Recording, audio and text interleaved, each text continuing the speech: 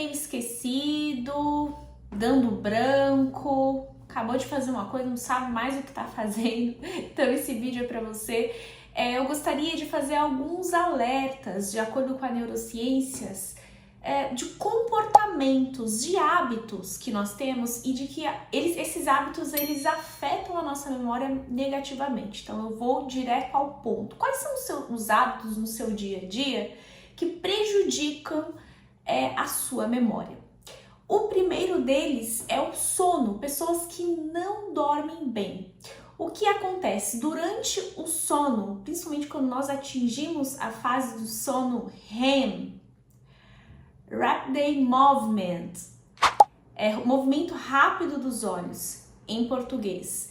Quando nós atingimos esse nível no sono, ocorre no nosso organismo uma regulação hormonal e uma consolidação das memórias também, ou seja, aquela reorganização que aparece no filme Divertidamente, que eles explicam muito bem, né? As memórias aqui emocionais, elas vão para um sistema límbico ali, vão para o inconsciente, ficam resgatadas de uma outra maneira, e as memórias de longo e curto prazo vão sendo aí distribuídas no cérebro. É basicamente isso que acontece. Então, quando você não dorme bem, você prejudica esse processo que é primordial aí para nossa saúde, para a saúde da nossa memória, para você ter uma boa memória, uma aprendizagem efetiva e se recordar melhor das situações do seu dia a dia.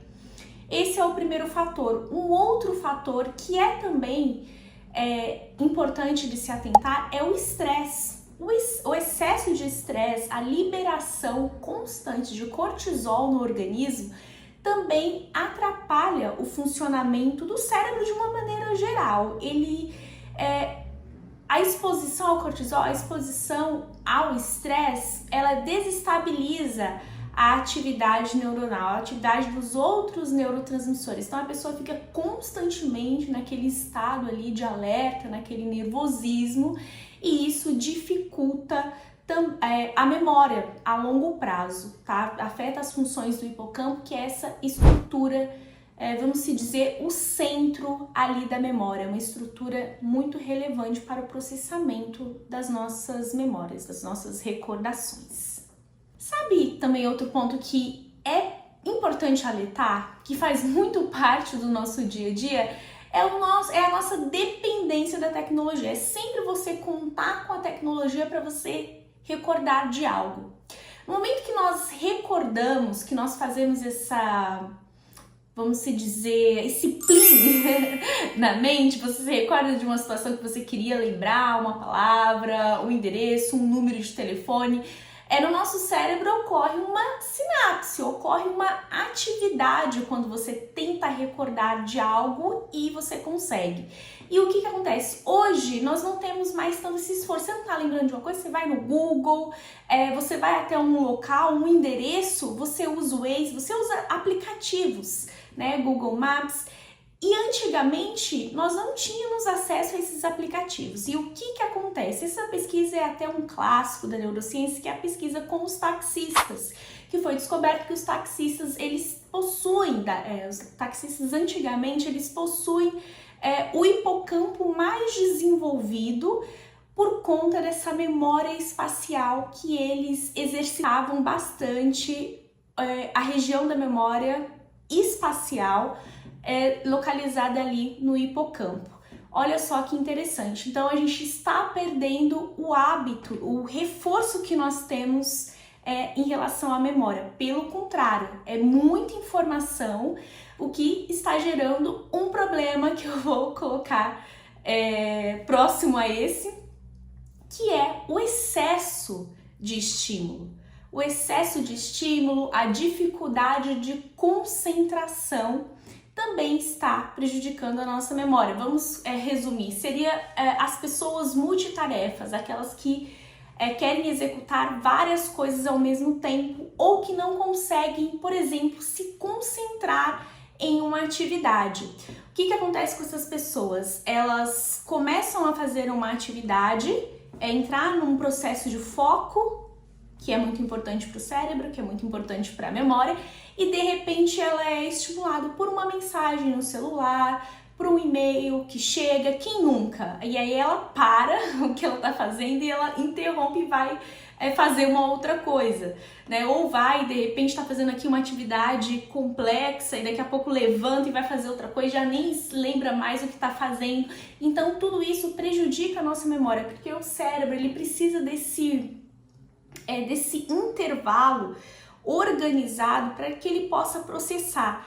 Interrupções contínuas a longo prazo, elas vão dificultando o funcionamento da memória, vão enfraquecendo esse mecanismo. Então, a melhor dica para esses casos é foca, nem que seja um tempo mais curto, se você não consegue ter o foco de 1 hora, de 2 horas, como algumas pessoas têm mais essa facilidade, usa outros métodos, tem o método Pomodoro de foco 20 minutos, meia hora e pausa de 10 minutos. Mas enfim, tenha um tempo determinado para você realizar uma atividade específica, pausa ela 10 minutos, vai fazer o que você precisa fazer, volta. Mas não interrompe a sua atividade no meio, porque isso vai gerando a longo prazo uma dificuldade cada vez maior de concentração. Um hábito que vocês com certeza já devem ter ouvido falar, possivelmente já sabem, é o consumo excessivo de álcool. O que é o consumo? Mas aí como que a gente define o que é o consumo excessivo de álcool? O consumo excessivo de álcool é você exagerar no consumo dessa bebida, tornar prática da sua... parte da sua rotina diariamente, uma certa quantidade. Todos os finais de semana você bebe uma quantidade, às vezes a pessoa bebe só no sábado e no domingo, mas acaba também exagerando. Então, nós mesmos, pessoalmente, sabemos quando cometemos algum exagero. O nosso corpo, ele responde a esse exagero. Então, o consumo de bebidas alcoólicas afeta a atividade neuronal de uma maneira geral, tá? Altera a atividade da dopamina. Quando a gente bebe no comecinho, dá aquele pico de dopamina, depois despenca. Então você, como eu posso dizer, você desequilibra a atividade dos neurotransmissores no cérebro. Por consequência, o hipocampo ele também é afetado pelo abuso do consumo de bebidas alcoólicas, né? O hipocampo, que é esta região extremamente importante para a formação das memórias. Então, beber com moderação, sempre, e evitar que a bebida ela faça parte da sua rotina como um instrumento de relaxar. Então, que você procure outros mecanismos mais saudáveis aí para o seu cérebro para relaxar, como a própria atividade física, a meditação, a oração, um banho relaxante, outras atividades que são menos danosas aí para o seu organismo e que não corre o risco de você abusar. Um fator muito importante quando a gente fala desse assunto de memória, que as pessoas até se questionam, mas por quê? Para o funcionamento da memória, o estímulo mental através da leitura é de suma importância.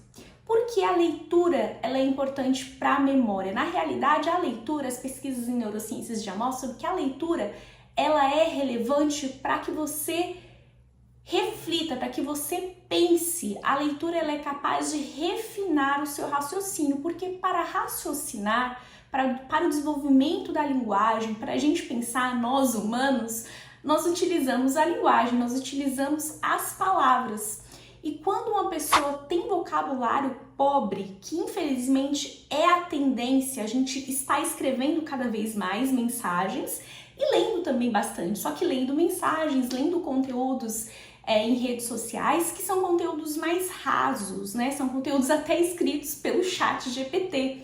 Então, quando você empobrece o seu vocabulário, quando você lê textos de uma complexidade inferior, que lê textos que não são textos escritos por Machado de Assis, Guimarães Rosa e grandes poetas que nós temos aqui no nosso país, inclusive grandes escritores. Quando são textos de complexidade inferior e que não tem uma riqueza vocabular, esses conteúdos fazem com que você diminua o potencial da sua memória, não só da linguagem, não só da sua capacidade de reflexão, mas também da memória. Até porque para você recordar de algo, você também precisa das palavras corretas, né? Você também precisa desse estímulo cognitivo. Então a leitura, ela é um comportamento neuroprotetor do nosso cérebro e também da nossa linguagem.